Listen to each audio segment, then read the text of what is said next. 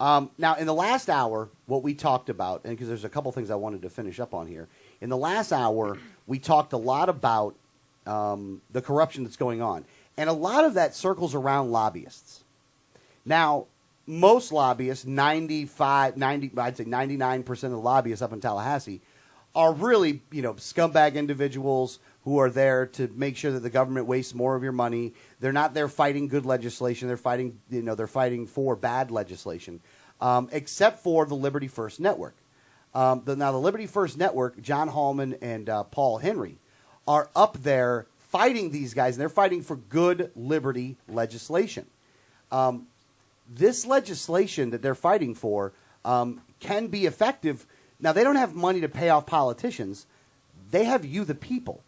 And in combination with your phone calls and your donations to them, because, it costs them money to go up to Tallahassee, and their efforts in Tallahassee can get some things done. Now, again, a lot of this stuff they're doing a lot more defensive work of stopping bad legislation, but they also do some proactive things, and they do work with other, organizations around the state like Florida Can. Mm-hmm. Like some of the Tea Party groups actually end up giving these guys money as well to go up there and lobby, because the rules to lobby are actually kind of difficult. I mean, look, the big rich guys can really get around all the rules and stuff to pay off however they want to, but Liberty First depends on you in order to do this, on you, the taxpayers, in order to get this done.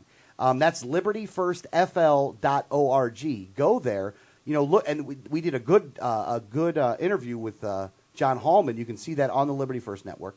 And on our YouTube channel. If you're a subscriber, well, even if you're not, you can still see it. Yeah. So, take a look at that. And if you do, try to make a monthly contribution, of $10, $20 to the Liberty First Network to make sure that we have at least somebody up there fighting for our behalf in Tallahassee. And we're, fighting them at their own game, which is, bringing lobbyists in. And they want to... they want to hire more lobbyists. I mean, they want to bring a bunch of people up to Tallahassee, not just John and Paul, but it's starting off with John and Paul. Yeah, and they're fantastic. And when you go up there, and these guys have done incredible work with Real ID and red light cameras. The RFID chips which were supposed to be in everyone's driver's license coming up and things like that. Now, they fought that, and they won that fight against the RFID chips. And they are making headway in a lot of areas, and I always enjoy when we go up there and we can lobby with them and you get to see, like, when they come into a room, they skip the line, and I mean the legislative assistants and things like that are like, oh, come on, John, come right in. And it's because they know that even though John and Paul aren't offering them anything, there's no bribes, there's no kickbacks, they're not offering them anything, but what they have is thousands of people that are going to flood their phone lines and their emails and really, really, tear down their communications for a while if they're not listened to. And that gives a lot of power to John and Paul when they go up there, and they're very, very effective when they're there. And we need people up there. There's so many lobbyists that are there for bad things. We need to have some there on our side. Yeah, exactly. And the good thing is that we got two good guys that are I would say they're uncorruptible. And they're staring down the belly of the beast every day. And it's good that those guys are up there. That's libertyfirstfl.org. And I think that we've talked a lot about, the corruption that's been going on. And I think that that's why it's important to really get out to these communities and have candidates that get out to these communities that aren't corrupt and aren't doing these things. And the problem is we keep electing the same people and then saying, well, we want things to change. Well, that's never going to happen. You can't keep electing the same people and I don't even mean the same people because sometimes seats change over, but it's the same type of people that we're electing. Yeah. Well, and again, we in the last hour, I think we did a pretty good job of showing you the back end of the money part, which is how all of this stuff is funded to get these guys their jobs. I think it's really good to be able to explain that because in this hour when we talk about other things, especially when it comes to, all the evidence is pretty clear. There's nothing that's changed in the Republican Party and that any effort to influence the party has not actually made it to the politicians. So in that aspect, I mean, look, the clubhouses are sure, you're able to change the conversation. And they had actually all the state committee men and committee women actually put out a thing where they're against Common Core.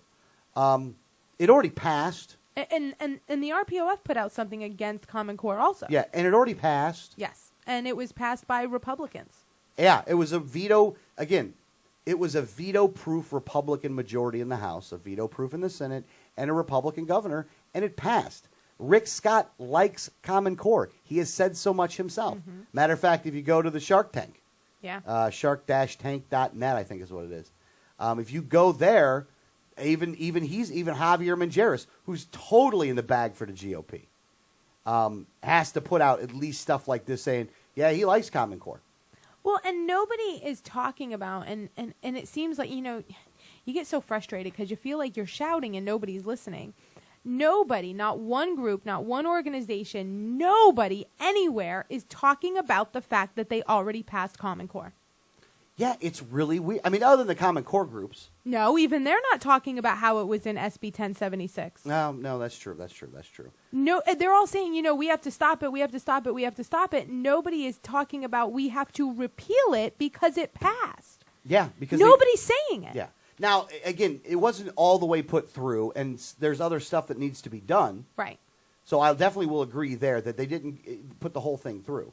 But they did put enough of it through that it's already here. I mean, the standards are already in place. It's codified into law, and nobody's talking about it, and it's frustrating. It's frustrating to every time I see one of the emails on Common Core or one of the Liberty group saying, well, we need to call this person and we need to do that. The new one was called John Legg and tell him how you're against Common Core. Why not call John Legg and say it was your amendment that implemented it and we're pissed? Yeah, or say that we'll never vote for you again. Because the only way, again, and we have this argument frequently. We're registered libertarians. And we hear over and over again, well, you guys should join the GOP. I mean, you got the hatchet job that was done this week by Peter Schiff on Adrian, which Adrian ended up doing very well and was able to defend himself very good on it. But it was a hatchet job nonetheless done by Peter Schiff, who endorsed Romney. So let's make sure we get this right. Again, Peter Schiff, who talks a phenomenal game when it comes to economics, like he's supposed to know better than to support people like Mitt Romney, but is such an a-hole that he decides that he wants to support Mitt Romney. And then when he gets a good libertarian who agrees with him on the issues tremendously, like Adrian on the mic, he wants to waste half the time getting into this debate about running in the GOP, which Peter Schiff himself did and lost most spectacularly in the general election. So, Peter, you've tried it didn't work, so we better try it another way. But we hear a lot of this all the time. Well, we're changing things in the GOP. The last hour is Exhibit A through Z as to no, you haven't. That's the first thing. Because the money's flowing bigger than it ever has been before. And the corruption is deeper than it ever has been before. Yeah. Oh, yeah. And people are still getting busted, and that's good. In this age of internet, that's going to happen. Oh, hold on. Somebody actually wrote something. Can you click on that real quick? Peter Richter, if you actually want to email me right now, if you go to my Alex on the Facebook page, you'll actually... Oh, then claimed he voted for Gary Johnson during the interview with Adrian. So did he actually claim he voted for Gary Johnson? I don't recall if he did. Don't recall? Yeah. Well, there's politician speak. No, I don't remember if he said that or not. But that was kind of politician-y. Yeah, Peter Schiff. I'll throw out a gauntlet right now with Peter Schiff. I would be happy to debate him. Yeah. On whether it's better to attempt to achieve liberty in the GOP or the Libertarian Party. But it was actually surprising to me how much of a hit piece that really was. Actually, it wasn't that much. It was a surprise coming from Schiff, someone who economically I agree with completely.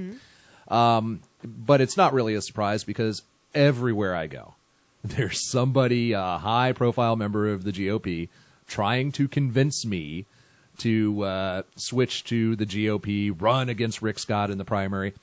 And, the simple fact is I see what's going on in the GOP. I see that going that route is the path to becoming corrupted. Yeah. Is the path to becoming part of the establishment. And I would rather have a bunch of people who stand for liberty and freedom and the Constitution that are the ones steering me and guiding me and keeping me on track than I would have anything to do with the GOP. Yeah, we still got to You do that know. now. Yeah, we do that all the time now. Well, and Well, we're like checks and balances Yeah. on each other. And- you know? Like kibbles and bits. I always love the people that say, "Why don't you primary Rick Scott? Because I would vote for you." Well, you're going to have a ballot that's going to have Rick Scott and Adrian Wyllie. So if you'd vote for Adrian Wyllie over Rick Scott in a primary, why wouldn't you vote for Adrian Wyllie over Rick Scott on a general ballot? And that's the thing. When you actually drill them down on the logic behind that decision, it almost inevitably they will begrudgingly admit that is because they're going to vote Republican. Right. Bottom line is they're going to vote Republican. And it's like that old-timey politics guy told you, Oh, yeah. Democrats fall in love, Republicans fall in line. And I'll tell the story. Years ago, when I decided I wanted to get working into politics, I had my grandfather was a big, long-time Democrat.